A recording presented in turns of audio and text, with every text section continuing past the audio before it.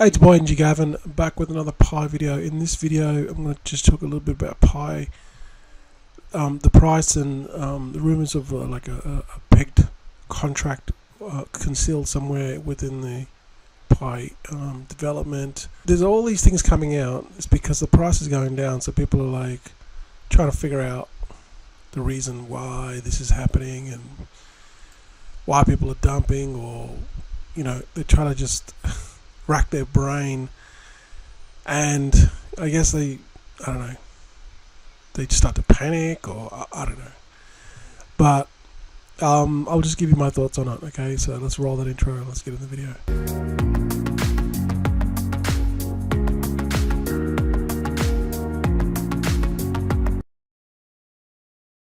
So as you can see here, Pi is $1.14 and the price has been falling down. Now don't forget, we just finished the mainnet. The mainnet KYC is finished, so you're going to get those people that are going to get their coins, and this is what's happening.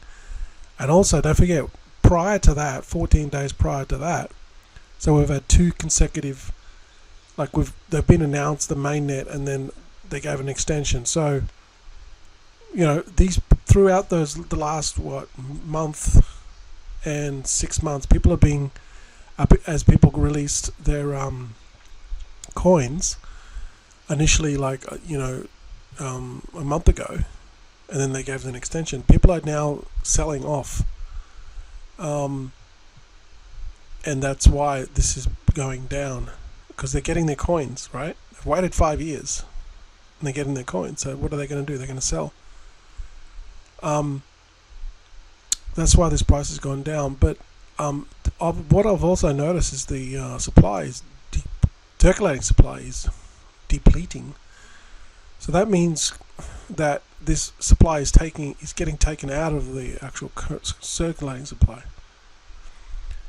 whether it's burning or it's going to a wallet, but it's getting taken off the market. All right, so that's a good thing. But this is just, it's not going to make a big difference. Why? Because burning is just it's just a way of, it's more psychological, right? Burning only will help a coin long term. Like, as soon as you burn a portion of the supply, it's not going to let's say that, for example here, right, Pi has 100 billion coins, and let's say they say, oh, we're going to announce a big burn. They're going to say we're going to announce 10 billion, right? They're going to burn 10 billion, just hypothetically. Well, they're going to burn 10%, but the 10% is this 10% hypothetically is for this example is coming out of the supply that's not even out there, so it's not going to make a difference. So these burns, Binance has been doing burns for years and years. All right, if you didn't know, they do burn every quarterly. This is the schedule. See, they've been burning since 2017. If you didn't know that, every quarter they burn. See, these are scheduled burns. How much they've burnt. They're even burning today. This is going to continue to go on. They have a schedule that they just burn. See, quarter Q4. The next burn is in April. So Binance is continually burning, but the price of Binance isn't going up. Okay, because it's dictated by the market. This helps. So look at BNB. It helps. Long term, we're talking 5 to 10 years. Yeah, the price of BNB is $600 something. Remember when BNB was $200? It was, less than that. I remember when Binance, I think it was $32. Now look at it, $600. So BNB has a built-in burning mechanism, which happens every quarter. But this burning, it takes a long time for this to take effect. So anything that's getting burnt with PiCoin, just know that this is going to take 5 to 10 years for this to actually really in full effect. So if they're burning, which is great, some rumors saying that they're burning the unclaimed wallets, the KYC is over now, so the people that didn't do their KYC, they're burning those wallets. I don't know. Then I heard another rumor that they're taking the unclaimed wallets and putting it back in the mining supply. So if you know, comment below. But this has gone down. But whether it goes down 100 million, it's not going to make a difference. Right now, it is not going to make a major difference. It's not going to do it at all. Just over time, yes. But a lot is going to be burned. I'm talking massive amount has to be burnt for this to actually have an effect. Right? Just look at the Binance. Look how much they've burned. They've burnt 59 million coins. And that's why the price of BNB is 600 today, because they burn. Now, the other thing that people are rumoring about is this algorithmic implementation or something to do that Pi can be like a algorithmic stable coin or something to the full effect or something like that. So what do they mean by that? They mean like they're talking about like stable coins, right? Stable coins are you know, like they're basically pegged to $1, right? So when the supply goes up, when it goes up or down, it tries to stay within $1. Now, this is not going to work for PiCoin because the thing with PiCoin is these stable coins, they're only good because they don't ever shift. They only shift like, they'll probably go down to 99.1 at the most, or that, the shift that they make is so minute that it doesn't really matter, right? But you can't do it with something like Pi because, if it drops from say $1 down to 50 cents, that's a 50% movement. There's no algorithm in the world that's going to be able to make up for that 50%. So this has already been done, and this has already been tested back in the day with coins like Olympus DAO, and you remember Wonderland. This is 2021. You remember those coins? I remember them very well because I was in them, right? And basically how they worked was they use a algorithmic pricing, a mechanism that uses a bonding and staking system with an algorithmic treasury to manage supply, like expansion and contraction of the supply, right? And this is what I believe they're trying to do with Pi, or the rumors were. I'm not sure if they're actually trying to do it, but this is what the rumors were hinting towards like this type of mechanism to maintain the stability of the price. But like I said before, the staking system can have an effect. I mean, they're already staking Pi, but like I said, the burns don't really have much effect at all. Only a long term. But this expansion and contraction of the supply, it doesn't work because people just dump and the price keeps on going down, down, down, and down. That's why these coins, if it works so well, that's why these coins now, Olympus DAO, look at it. Olympus DAO was like in the thousands, and now it's like $20. Wonderland was another massive one. These were massive trends back in 2021. This was nearly $10,000 a coin, and now it's 0.03 cents. Okay, so these algorithmic pricing, they try to manipulate within the smart contract. It contracts and expands the supply. So when the price goes down, they contract the supply. When the price goes up, then they try to contract the supply. Expand the supply. They're trying to, within the smart contract, they're trying to manipulate the price, obviously for the better, with a supply construction, expansion or construction, whatever. I can't think of the word right now. To try to influence the price, but but this does not work. Okay, we've already seen this. It's already been done. Okay, 4 years ago. It doesn't work. And burns, they work, but it takes years. We're talking 5 years for anything to really make an effect. Just like the Bitcoin halving. Bitcoin every 4 years, right?